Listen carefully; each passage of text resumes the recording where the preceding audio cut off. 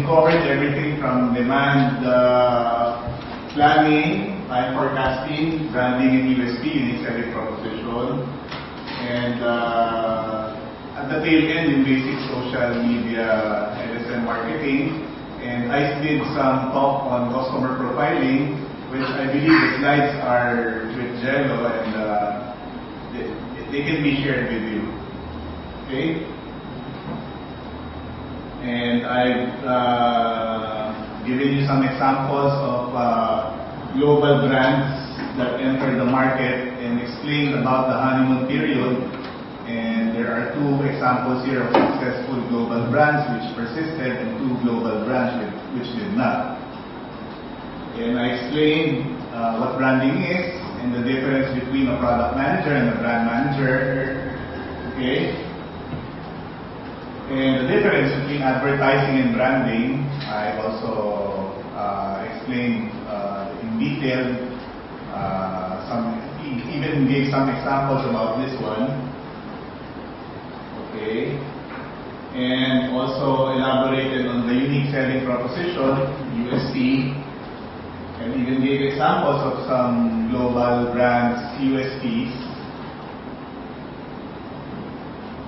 And I gave an example of the workshop that you did, and this is just these are just data examples of which yung 7 P's na brand guide.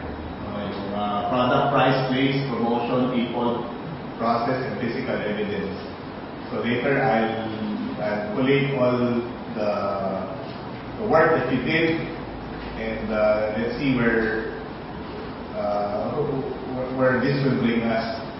Hopefully by next session we can finalize some of it, and by the end of this series we'll have a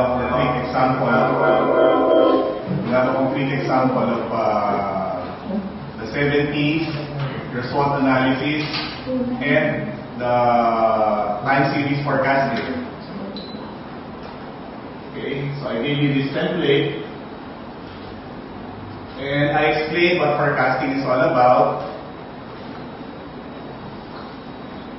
and I even gave you a graphical representation of the product life cycle, the PLC, so you will understand how a brand's life is, yung longevity niya, and how it really happens in the real world. And of course, I have to justify what the role of forecasting is, because this is very important for you to absorb. Baka sabihin nyo, this is just a requirement from top management, or dagdag papeles lang siya, dagdag trabaho. But you know, this is where it starts, whether you like it or you like it. And of course, I explained yung push processes and the pull processes. Okay. And I reiterated that there's a big misconception between sales forecasting and demand forecasting. Although the two may be similar and interchangeable, but they have two different objectives. And the data may have been from the same source, but some of the data can be decomposed or broken down into components. Some of the data will be for sales forecast, and others will be for demand forecast. Okay. Demand forecasting is a type of sales forecasting. And I reiterated that demand forecasting is usually done for short-term goals or for inventory replenishment. I also gave you an example of sales forecast. So were they able to get hold of this slide?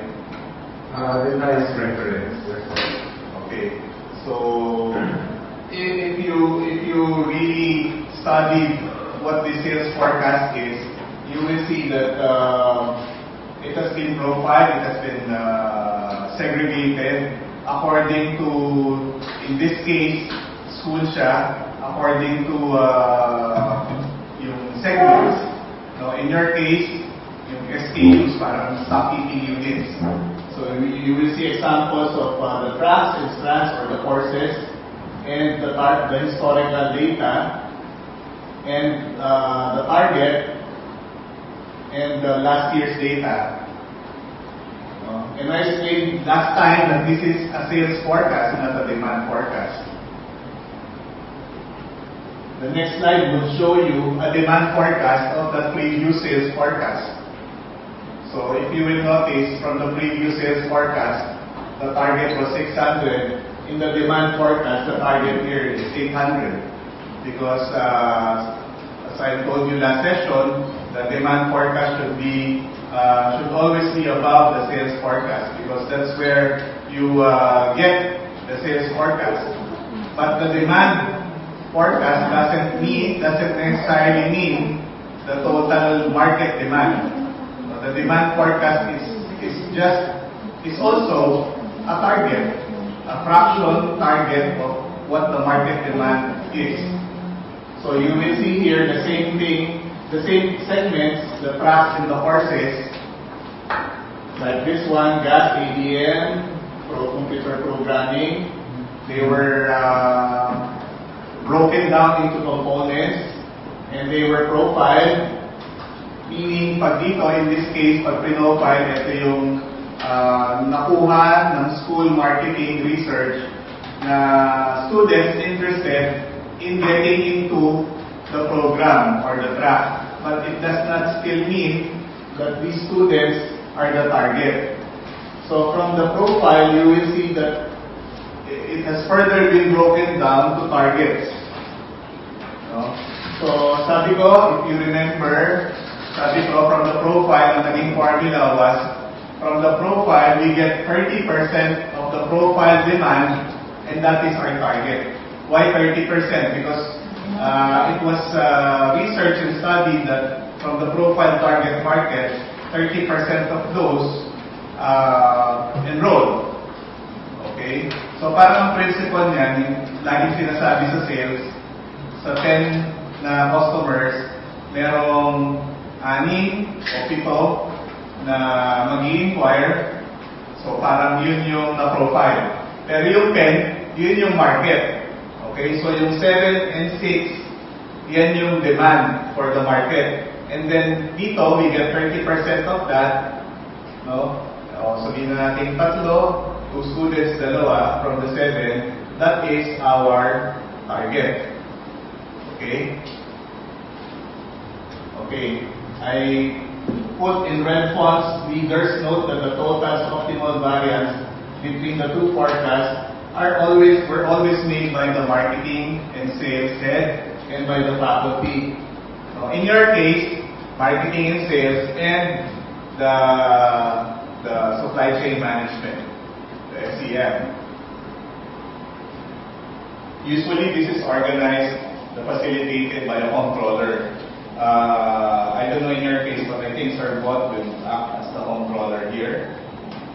So I don't know, but usually it's the controller who facilitates this one.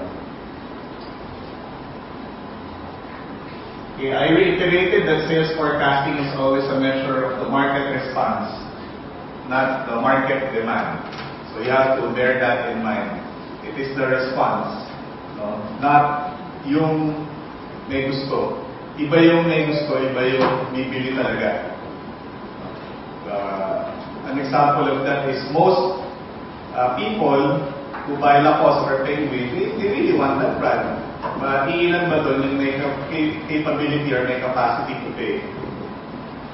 Okay.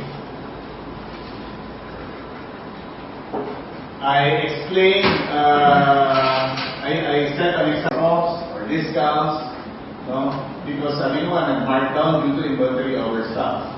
So sales will be obviously high for that week, but that is an artificial high. So that is not a basis for trend forecast, for a sales forecast. Because it might set up the sales people into a false target. Okay?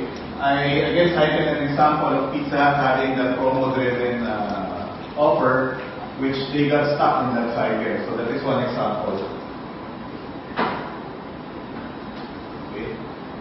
I also reiterated that demand forecasting relies heavily on economic and consumer conditions.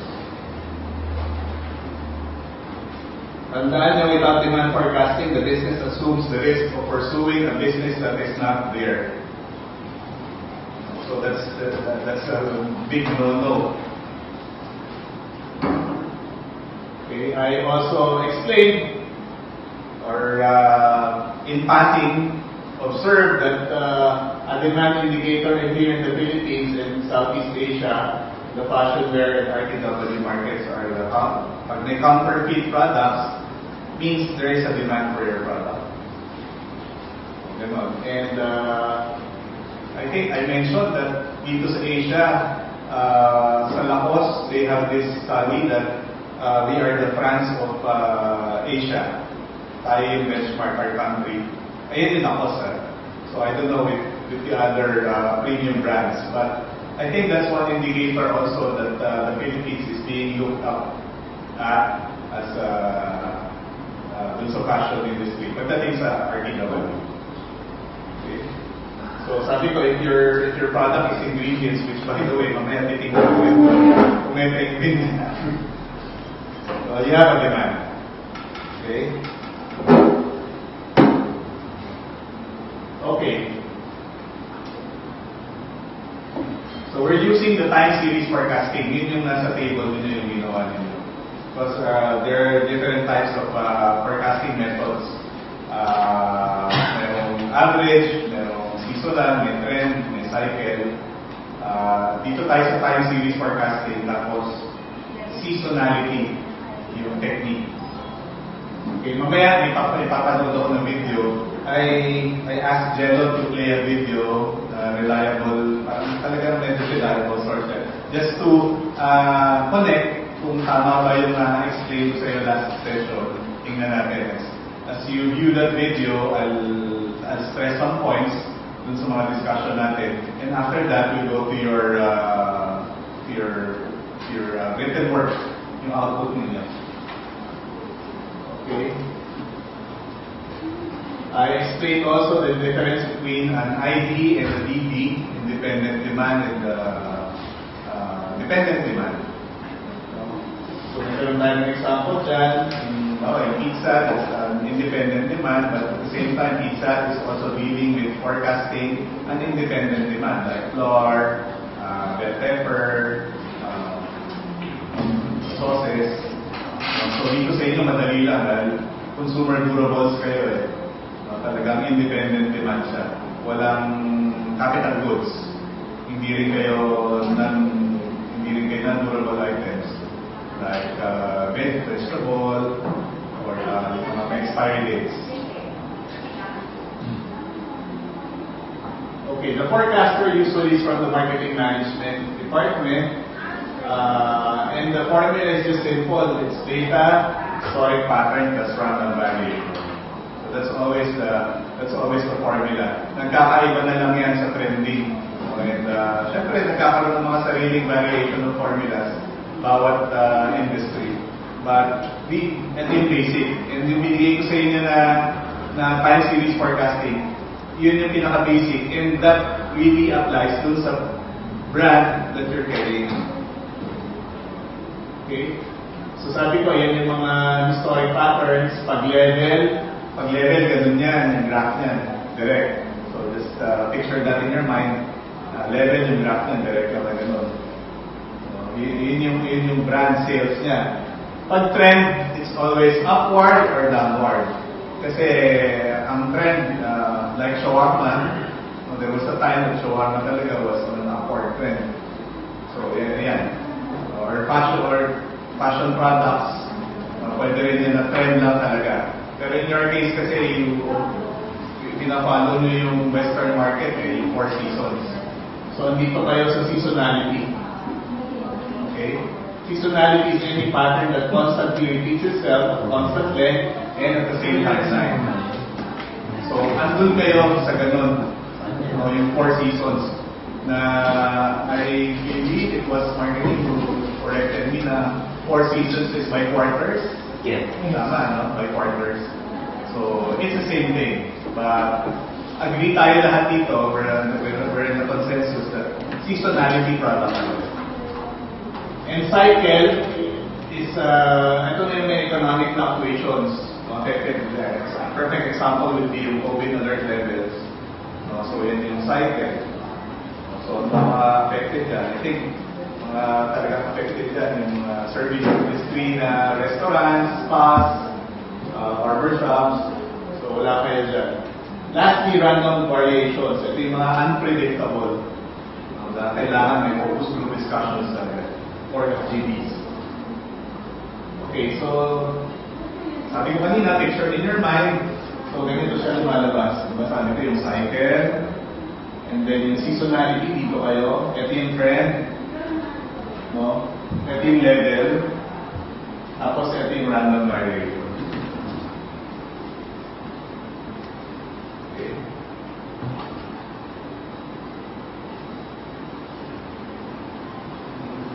Okay, so I gave you an example. Ito yung di-discuss natin mamaya.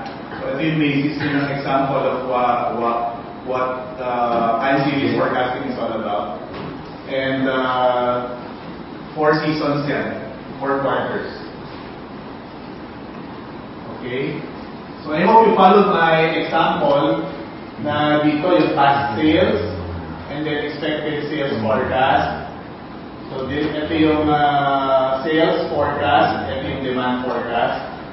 So dito nag-assume tayo na equal siya. Dito rin nag-assume tayo na equal based on dito yung given targets. Dito given yung sales target, demand targets. No? So equal siya. Ito yung expected demand. Yung formula is ito para makuha niyo yung factor in. So, you arrive at the demand forecast. So, lahat ba na follow yung ganito? Lahat naman? Okay. So, tingnan natin mamaya. So, I also gave you a graph. I suggest that each store has this for LSM purposes, where your customer comes from. Demographics graph. In this case, demographics pie chart. Pero geographic yung segment niya by geographics. Okay, so these are just pictures of okay, so these are your workshop. Sabi ko yung social media. Ito yung alien kasi kaya hindi masyadong na-discuss. Ang study talaga yung social media yung magdadala, especially ako, I believe in organic posts kaysa sa boosted. So, I think organic posts should come from the store level. I have a question. Do stores here have their own FB pages? Oh, wala. Per brand. Per brand. Pero kung papayagan ba tayo ng principals or marketing, also yun. Yun ang constraint eh. No, kasi pag may sariling FB page kasi per store, per branch, nakaka-engage siya locally. Yung talagang na-empower si local store marketing. Like sa school kasi, like right now, I'm handling 6 campuses. Each of the campuses have their own FB page. Apart from the mother FB page. So each of those FB pages ng campuses, doon nag-engage yung customers namin, which in our case are the parents and the students. So mas mataas yung engagement doon kaysa doon sa mother FB page.